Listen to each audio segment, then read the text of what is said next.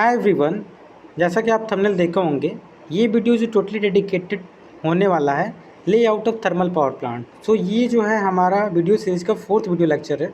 इससे पहले हमने 3 वीडियो डाला है। If I talk about previous video, then उसमें हमने layout of hydro power plant पढ़ा है।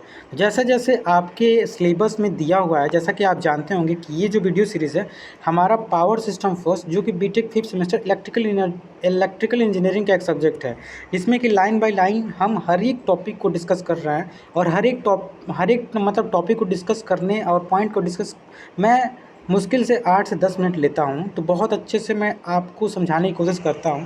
तो उसी वीडियो को मतलब आगे बढ़ाते हुए आज 4th वीडियो लेक्चर है, जिसमें कि हम layout of thermal power plant पढ़ने वाले हैं।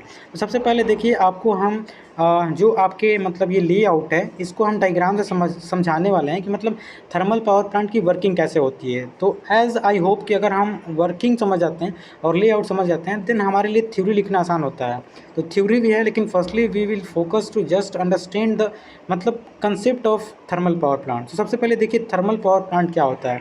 जैसा कि आपने हाइड्रो पावर प्लांट में देखा था कि मेन थिंग पानी था, पानी से हम बिजली क्रिएट कर रहे थे। तो थर्मल मतलब क्या, यहाँ पे मेन थिंग कोल होगा। सबसे पहले देखिए हम क्या करते हैं, सबसे पहला यहाँ पे प्रोसेस होता है, स्टेप नंबर फर्स्ट, हम कोल लाते हैं और कोल को सबसे पहले जो कोल होता है मतलब एक मशीन में डाल के कोल को पल्वराइज़ करते हैं। पल्वराइज़ मतलब उसको बहुत महीन पीसते हैं।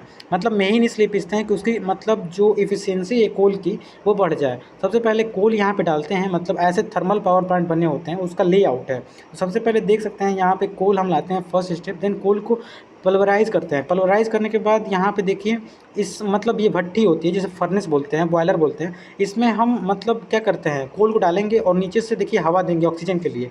जब ऑक्सीजन देंगे तो यहाँ पे हमारा कोल जलेगा।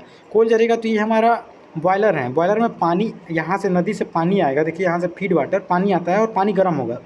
जब पानी को इतना गर्म करते हैं कि पानी वेपर बन जाए, और जब वेपर बनेगा तो उसी वेपर को ये पाइप की तरह यहाँ मतलब लाएंगे और टरबाइन रोटेट कराएंगे। जब टरबाइन रोटेट कराएंगे, टरबाइन हमारा जो होता है वो अल्टरनेटर से कपल्ड होता है, देख सकते हैं। और ये अल्टरनेटर जब रोटेट करता है तो ऑब्वियसली इलेक्ट्रिसिटी जनरेट होती है। This is the simplest layout और working of our thermal power plant. सबसे पहला स्टेप, कोल आया, कोल को हमने पीसा, कोल को पीस के उसका एफिशिएंसी बढ़ाया, फिर यहाँ से हवा दिया, हवा देने के बाद ये हमारा कोल जला, कोल जलने के बाद ये पानी गर्म हुआ, स्टीम बना, स्टीम से हमारा टरबाइन रोटेट हुआ, रोटेट होने के बाद अल्टरनेटर अपना इलेक्ट्रिसिटी जनरेट कर दिया। तो यही हमारा सिंपली वर्किंग होता है। लेकिन यहाँ पर देखिए और स्टेप होते हैं। सबसे पहले यहाँ जो मतलब यहाँ से जो धुआं निकलता है, जो कोल जल रहा है, इसको हम प्रेसिपिटेट करते हैं। प्रेसिपिटेट मतलब जो इसमें पॉल्यूशन रहते हैं, मतलब जो ऐसे पार्टिकल होते हैं जो हमारे इन्वायरमेंट को गंदा करते हैं, मतलब पॉल्यूट करते हैं, उसको यहाँ प्रेसिपिटेट मतलब छान लेते हैं। यहाँ प्रेसिपिटेटर लगा होता है, इसे इलेक्ट्रोस्टैटिक प्रेसिपिटेटर ESPS कहते हैं, इलेक्ट्रोस्टैटिक प्रेसिपिटेटर। और ये हमारा चिमनी से जाके और इस धुएँ को हम बहुत ही ऊपर यहाँ पे चिमनी से छोड़ देते हैं। उसके बाद जैसे ये हमारा प्रोसेस होता है, उसके बाद यहाँ पे देख सकते हैं पानी को ठंडा करना होता है। ये स्टीम आया, यहाँ पे कंडेंस करना होता है, जो वेपर होता है उसे लिक्विड फॉर्म में करते हैं। और कंडेंस करने के बाद फिर इसे कूलिंग टावर में जाते हैं। देखिए टावर होता है, ऐसे बड़े बड़े टावर होते हैं जहाँ पानी को हम ऊपर से गिराते हैं और फवारा बनाते हैं। जब फवारा बनाएंगे तो ईजिली ठंडे हो जाते हैं। तो यही हमारा मेन लेआउट होगा हमारा थर्मल पावर प्लांट का। इसमें भी यही दिखाया हुआ है सेकंड में। जैसे हमारा यहाँ पे बॉयलर है, फ्यूल डाले, उसके बाद एयर डाले। जब हम कोयला और हवा देंगे और जब आग जलेगी तो ऑब्वियसली हीट जनरेट होगा। यहाँ पे हमारा मतलब बॉयलर लगा हुआ है, पानी गर्म होगा, पानी गर्म होकर हमारा टरबाइन रोटेट होगा। टरबाइन रोटेट होगा तो हमारा अल्टरनेटर कपल्ड है तो अल्टरनेटर रोटेट होगा। अल्टरनेटर रोटेट होने से क्या हुआ, हमारा इलेक्ट्रिसिटी जनरेट हुआ। और ये जो धुआं गया इसे हमने प्रेसिपिटेट करके मतलब छान के इसे फिल्टर करके फिर यहाँ से धुआं निकल गया। और जो यहाँ पे पानी है, जो यहाँ पे देख सकते हैं टरबाइन से पानी आ रहा है, उसको कंडेंस करते हैं। कंडेंस करने के बाद जब पानी है मतलब वो वेपर से लिक्विड हुआ। अब लिक्विड को यहाँ पे देख सकते हैं ये वेपर, मतलब इसको वेपर मतलब वेपर जो ये हमारा लिक्विड है इसको बहुत ऊपर से गिराते हैं। जब गिराएंगे तो फवारा बनेगा, फवारा बनने से हमारा पानी ठंडा हो जाएगा, फिर ठंडा होगा पानी, फिर इसे हमने भेज दिया जहाँ से हमने पानी लाया। मतलब इस प्रोसेस को हम करते रहेंगे, कंटिन्यू करते रहेंगे। तो यही हमारा layout of thermal power plant हुआ। तो इस 2 स्लाइड से हमने इसका वर्किंग समझाने की कोशिश किया। वही वर्किंग जो है यहाँ पे हमारे मतलब लिखा हुआ है थ्योरी में कि जो थर्मल पावर प्लांट होता है वो हीट एनर्जी को क्या करता है, हमारे हीट एनर्जी को क्या करता है, वो कन्वर्ट करता है किसमें, इलेक्ट्रिकल एनर्जी में। यहाँ पे लिखा है कैसे करता है। सबसे पहले देखिए आपने, कोयला को हम जलाते हैं, कोयला को जलाएंगे, वाटर जो है स्टीम में कन्वर्ट होगा। और स्टीम जो है टरबाइन को रोटेट कराएगा, टरबाइन जो अल्टरनेटर से कपल्ड होगा, अल्टरनेटर जो है इलेक्ट्रिसिटी जनरेट कर देगा। तो ये इसका वर्किंग है। उसके बाद अगर हम मेन इक्विपमेंट, जो कि मेन इक्विपमेंट क्या होता है, सबसे पहले हमने बताया कि कोल हमें लाना होता है, मतलब जहाँ से भी कोल होता है, ट्रेन से कोल आता है थर्मल पावर प्लांट में, कोल को रखना होता है, उसी को कोल हैंडलिंग। कोल हैंडलिंग के बाद कोल को हमें पीसना होता है। जैसे कोल आया तो कोल आप जानते होंगे कोयला जो है पत्थर के रूप में होता है, पत्थर के रूप में जलाएंगे तो उसकी एफिशिएंसी थोड़ी कम होगी, उसको हमने पीस देते हैं, जो बहुत पतले पाउडर कर देते हैं। उसके बाद आप देखिए कि कोल को क्या करते हैं, यहाँ पे आप देख सकते हैं कोल के साथ हम क्या करते हैं, कोल के साथ हवा भेजते हैं, हवा भेजेंगे क्योंकि ऑक्सीजन की नीड होती है किसी भी चीज़ को जलने के लिए। तो सेकेंड प्रोसेस हमारा पल्वराइज करने के बाद हम उसमें बड़े बड़े पंखे लगाते हैं हवा के लिए। उसके बाद जो उस मतलब बॉयलर से कोयल जलता है तो जो मतलब राख होती हैं उसको मतलब हटाना होता है, एस हैंडलिंग। एस मतलब राख होता है, राख को हटाना होता है।